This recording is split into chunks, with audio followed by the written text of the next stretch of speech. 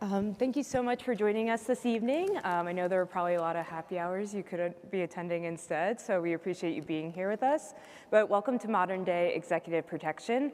My name is Taylor Long. I'm a senior threat analyst with Mandiant Threat Intelligence Services, which is a part of Google Threat Intelligence Group. So they love the different names. But today we're going to be talking about really how executive protection is changing, specifically how we're seeing cyber threats and physical threats converge and how online data is driving increased physical threats.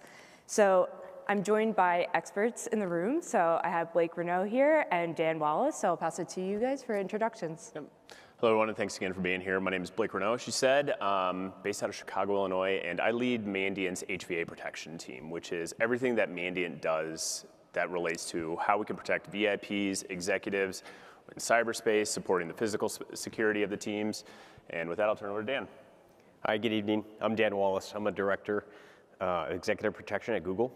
I work within the Global Security Resilience Service team. Within that space, I'm assigned to the Leadership Support Services, which is responsible for the executive protection of senior level Google officials. Perfect. Thank you both. So before we get into our discussion questions, Blake and I wanted to kind of introduce the HVA program a little bit more and just how we approach kind of the HVA engagements at Mandiant. So high value assets are really what we're looking at are the highly visible individuals at your organization. Can be executives, can be personnel. Really, what we're looking at is how threat activity is targeting those individuals because of the brand, because of the organization's reputation, and those types of variables. So Blake, I'll let you go a bit deeper. Yep. So in Mandiant, we think about HVA protection really in 4 pillars: protecting them at home, at work, while they travel, and online. And so we've really focused on building a comprehensive capability that covers every aspect of an executive's lives. So whether the traditional executive protection program focuses only on the corporate perimeter, we're really focusing on bridging that gap and taking it far beyond that. A lot of VP programs do travel extremely well, and so we're going to support them as they're going about doing that. And then online is an area where we're just wanting to encourage EP programs to continue to mature in that space. It is no longer the case where our clients can think of executive protection as, we're adequately covering them because we're doing a really good job in physical space. Anymore, there's a nexus between cyber and physical that our key focus whenever we're engaging with our customers is helping them understand how the cyber impacts the physical security of their executives. And we do that in a number of ways, and we really have a number of teams that are engaged in this, and whether it is Taylor here in cyber intelligence, building out that comprehensive threat profile that tells everything that's online and is at risk for an executive online. Or we're taking a look at the residential security, where we're bringing our offensive security teams to the home, testing the home network, testing personal devices, bringing them in there and going into the residence where we're taking the corporate perimeter and we're extending the security that we're offering our executives into the home. And then within the travel security space, we'll bring in Intel once again, offensive security, where we'll start testing different travel assets, ensuring that they're comprehensively being secured. But then as we mature our programs, this is where we start bringing in our technology support teams, where homes and residences are traditionally, outside the purview of how we secure and monitor on the networks. And so whenever we engage with a given executive, our first mandate is to respect the privacy of these executives. And so we're never going to prescribe, going in and doing full home monitoring of a network or of a device. But if the threat profile warrants it and the executive is open to it, we can deploy a whole series of tools to help them support the security mission at home.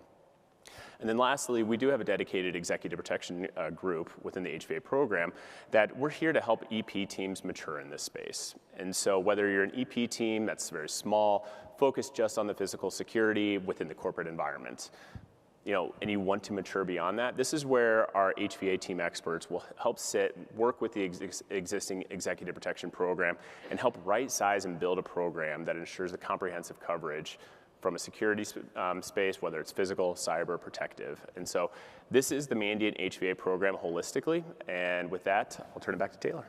Perfect, thank you. So quick admin notes before we jump into the questions. So we won't be hosting a Q&A during the session today. The three of us will be out in the hallway after if you do have specific questions or just want to chat through different topics. We also have a discussion group at 9:45 tomorrow morning. I think it's in brief F. I'll have a slide up on that later, but you can join us there as well. So with that, I want to kick things off. First question is, Dan, you've been in the space for so long now. You are an expert in the industry. Really, how have you seen executive protection evolve throughout your career? Yeah, thanks, Taylor. Yeah. Early in my career, a lot of the focus was on physical executive protection. So we're looking at how do we secure the residents, how do we secure their office, how do we secure their travel routes when they're traveling either on vacation or for work, how do we keep them safe in that space? But a lot of it was just focused strictly on what's in front of us and around us. In today's world, it's definitely changed quite a bit. There really isn't a perimeter, so to speak, like we're used to with like a fence or gates or walls and things like that. And so we're definitely looking at how do we protect the executives of this new environment. And it's driven by a couple factors. The first is CEOs and executives are much more forward-facing than they were previously. We see CEOs at political events, we see CEOs at high-profile music events and Oscars and things like that, right? So they're getting a lot of attention in that space, as well as their companies are advertising where their executives are going and what they're doing, where they're speaking, what might be the next thing that they're going to be involved in. So you're seeing a lot more forward-facing executive presence.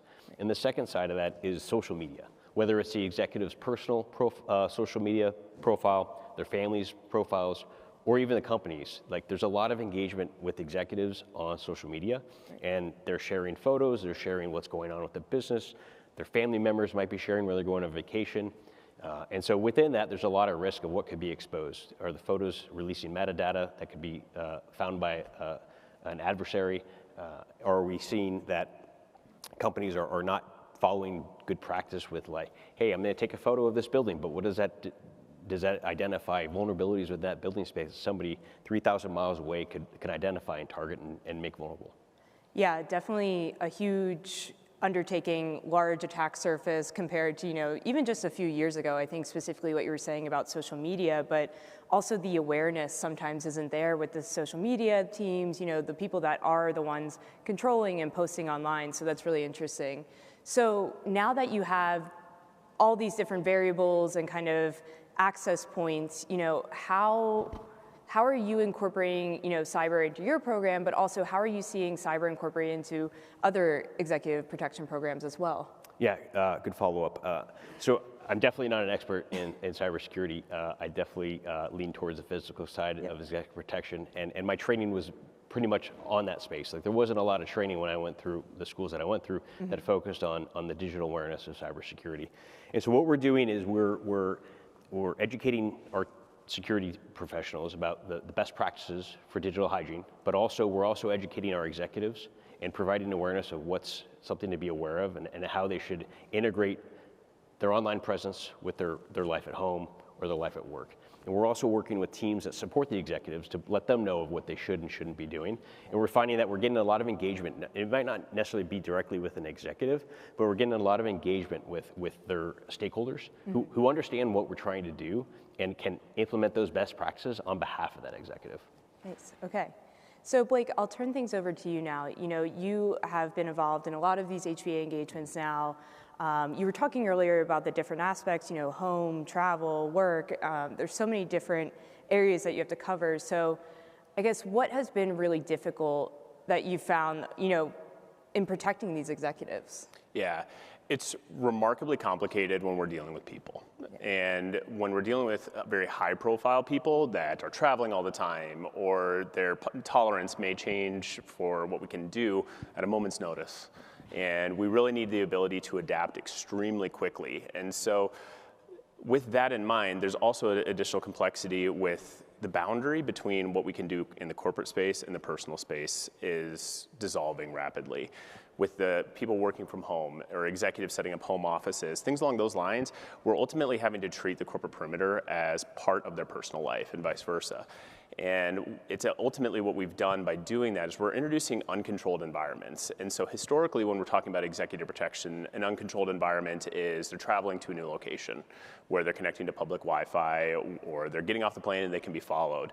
But ultimately, because we're introducing these residential locations into a corporate asset, into a corporate security program, we need to really focus in on how we can secure that the best we can, while going back to how we're dealing with people here and privacy considerations, and how can we be respectful of their desires while also implementing as much security as we can. Got it. So, I mean, you and I both know, right? There is endless data online.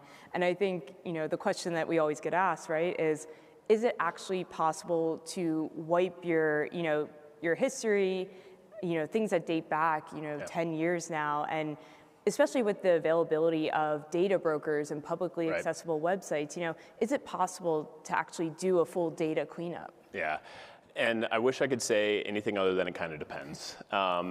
So ultimately, when we talk about the digital profile of any individual, and especially a high-profile executive, we're talking up to like 20 years of digital history out there, where even before they were a prominent executive, they were posting things that maybe they shouldn't have posted, or they're just out there acting as a normal human being, doing things that we would do, but ultimately for someone, once their profile elevates to a certain level, they really need to start being more conscious of that. So the answer, going back to it, is we definitely would recommend, there's a lot of great services out there that we would recommend start moving some of that data. Now, moreover, where I think it's really important though, is how can we reduce it on a go-forward basis? What are the steps that we can do in order to reduce the net new digital footprint while we're also supporting the cleanup of the legacy information that's online? And so there's also one additional complexity to this when we think about property ownership and public record. There's certain things that no matter what you do, your name is going to end up online. So if you buy a house, your name's going to end up online. But there's certain ways that we can support, whether it is support this use case of reducing digital footprint, so we can set up things like LLCs, land trusts, things along those lines. But that's only going to take us so far. So ultimately, partially we can do some stuff. And we should be doing some stuff, but this is a very complex issue that we'll support our clients as they're moving forward with it. All right, so now we're talking a lot about how there's kind of, not endless, but there's a lot of different types of data that can be used online. And I think it's important to note that this data really can be used at different parts of the attack lifecycle, right? So we see it largely used for reconnaissance, right? This data can be used to tailor phishing lures or, BEC scams, things like that. But I mean, there are so many different types of actors with different capabilities, Dan, I'm sure the executives that you deal with are facing cyber criminals, hacktivists, nation-state threat actors, a whole variety. Where do you even begin to design your executive protection program? Yeah, it's tough. There's a lot of different mechanisms that adversaries are taking advantage of. Some are very low level, basic, unsophisticated schemes that people still fall for, and very high sophisticated type of actions.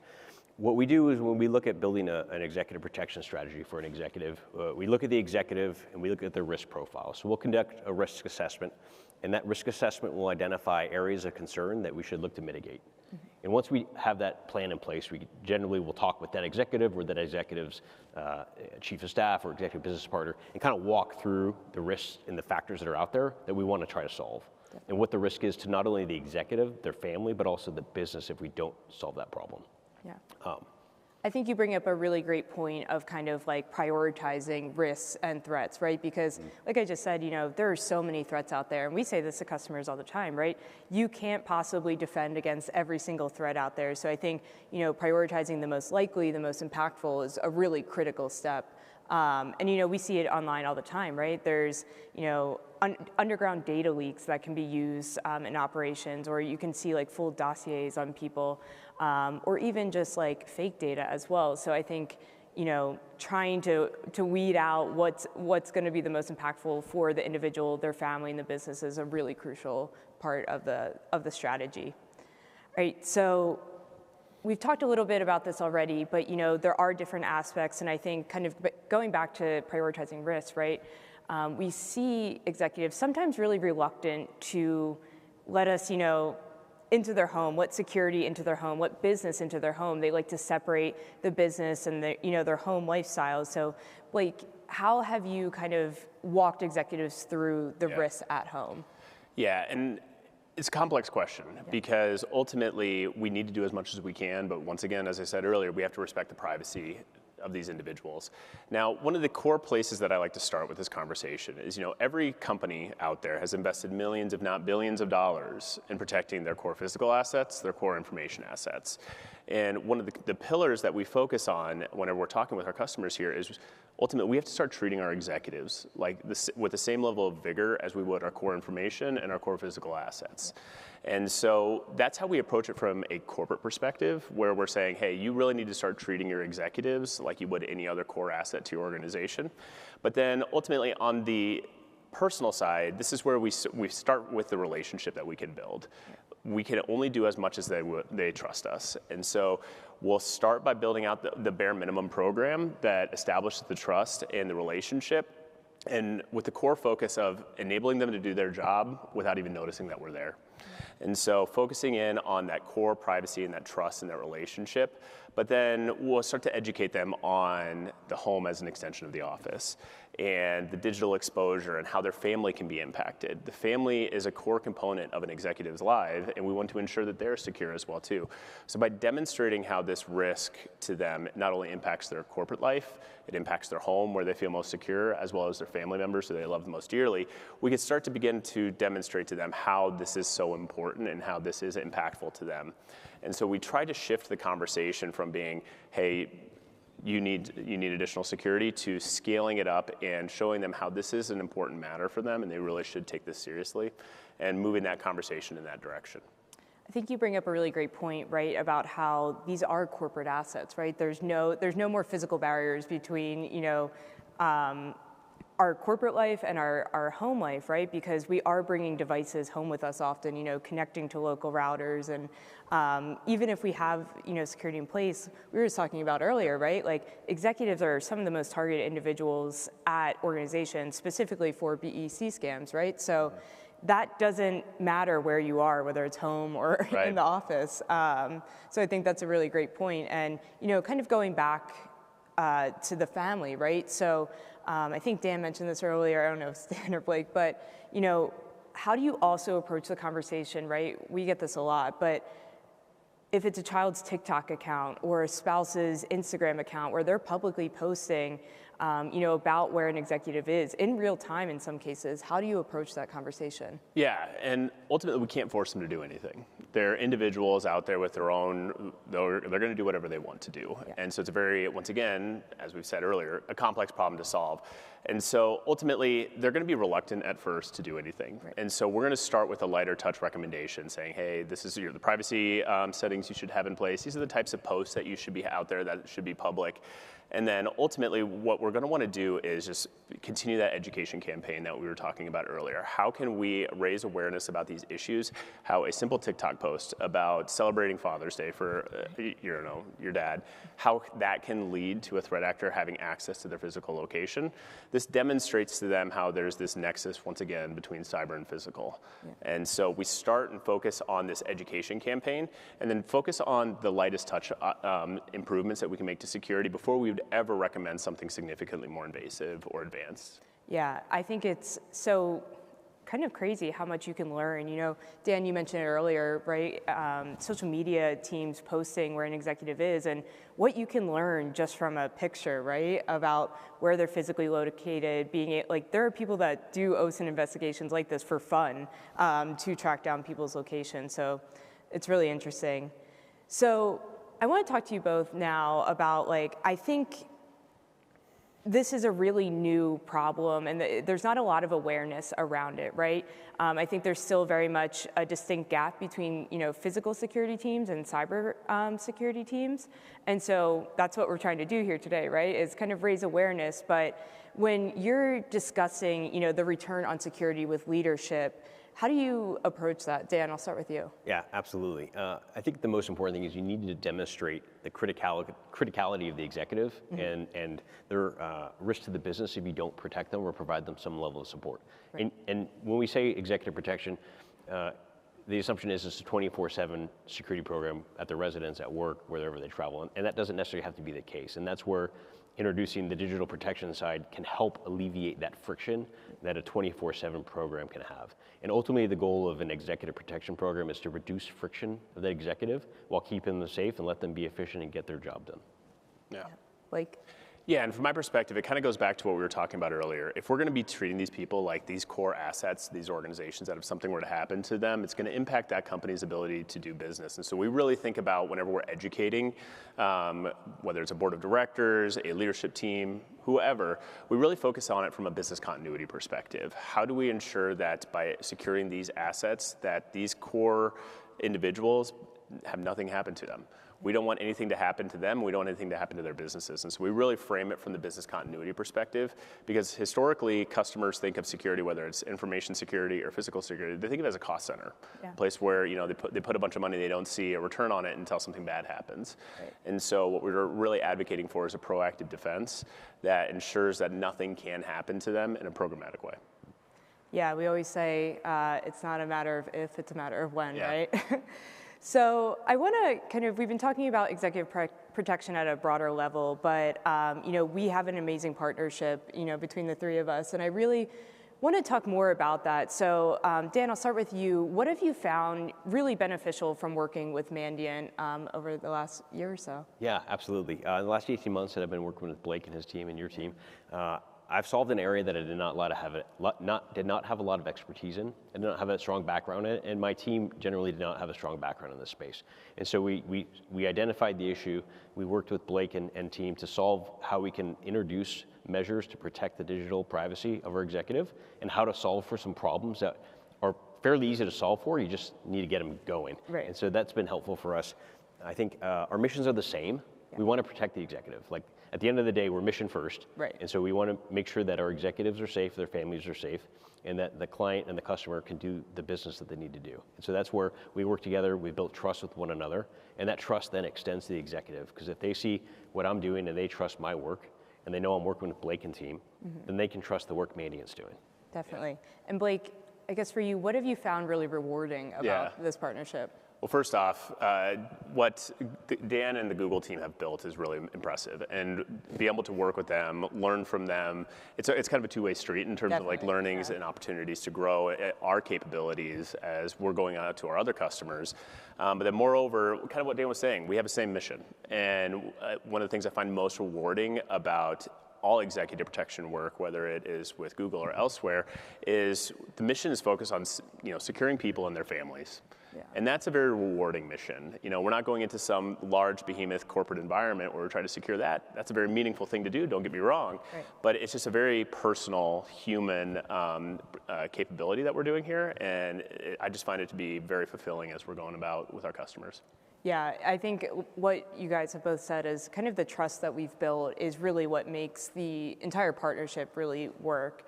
So I wanted to end today with a bit of like a tabletop scenario where we could each kind of speak to how we would approach the situation from our respective teams. So the scenario is we have a security team that approaches us, and they've reported that they found a threat actor kind of doxing their CEO online. Specifically, they're leaking information from data brokers, daily routines, the home address on Telegram, right? This is, the kind of motivation is due to something ongoing with the company, and this picks up a ton of traction on Telegram, right? So much traction that it is going to lead to a protest at the executive's house. So Blake, we'll start with you. What are your recommendations to this client? Well, in the spirit of a tabletop, the first thing I would actually do is just give them a call and be like, hey, are you aware of what's going on? Yeah. So anytime something like this happens, it has the potential to spiral out of control very quickly. Definitely. And so our core focus whenever we do this is just crisis communications to start with that, where I would call whoever the customer would be and inform them of what they're doing, then start crafting a communications plan. So that way we're all singing the same tune across the cyber teams, across the physical teams, across the protective details. And then our recommendations from there would move into, okay, if we believe this is a high fidelity concern, do we need to have conversations around a physical location change, where if there's especially if there's there's protest activity that's being scoped into this concern, we'll have that discussion, and it would be to people like Dan and any protective detail out there. And then following the event, this is where I would bring in your team, and I would bring in any threat intelligence analysts. Thankfully, we would be aware of this before it actually occurred, but we would want to improve our intelligence capabilities on a go-forward basis, ensuring that we have full insight into what activities may happen, whether it's at a residence or at a corporate location. And then lastly, this is where I would bring in our offensive security teams that specialize in executive protection. If there would be an event like this, we would want to have proactively identified any vulnerabilities that would give, whether it's a protest or, God forbid, a threat actor, to get access to the physical location of an executive. We would bring in our offensive security teams proactively to test the cyber footprint of the home, whether it's a local area network test, a Wi-Fi test, any of those things in cyberspace. But then also we would support the physical security teams and ensuring that the physical perimeter of the home is being secured in whatever manner possible. And so proactively, I think that's what we would want to do long term, is to just improve the overall residential or any physical location of the executive through a number of means. And then, like I said, bring in you guys and the intel teams to really give us that proactive insight into whatever's going on in an executive's life. Yeah, I think kind of simultaneously, while you guys are handling crisis communications, we could look at, open source. We could conduct an open source investigation while also simultaneously conducting underground investigations as well.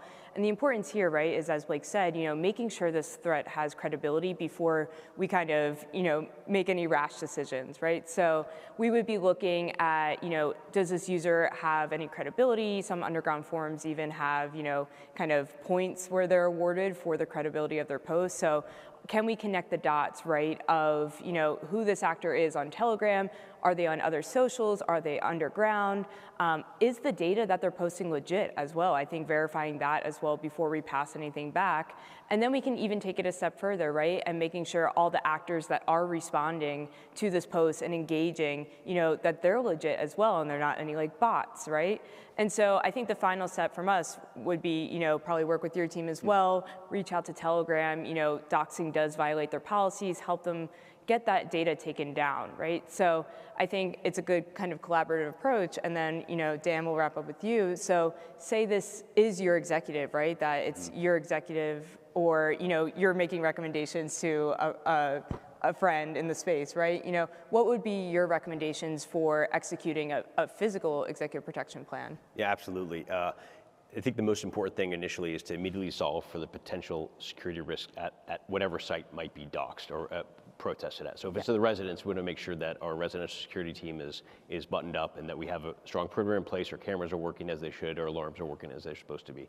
And also call in extra resources if we need to.